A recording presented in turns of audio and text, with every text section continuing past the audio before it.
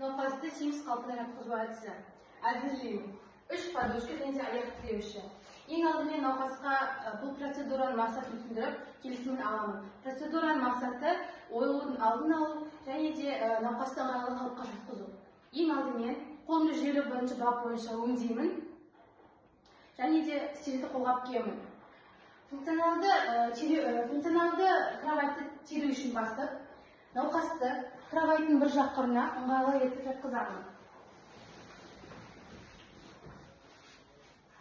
Науқасты жатқызғаннан кейін функционалды кроваттың арнайы бөліктерін босатамын.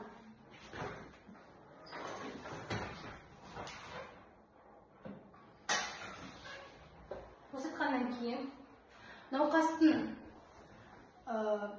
кроватқа жақындаған шетін кеуде қолына қойып, мынаға қоямын, қойып, екі аяғын бүгіп,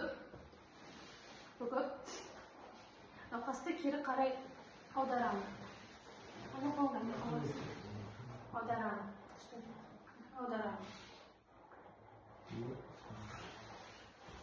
Бірінші подушканы алып, науқастың басына қоямын.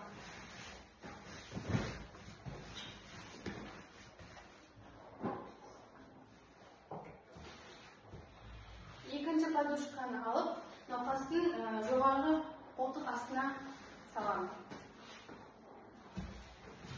Үшінші подушканы алып, науқастың екі аяғының ортасына қоямын, саламын. Аяқ тіреушін аяқтың ұштарына қоямын, саламын.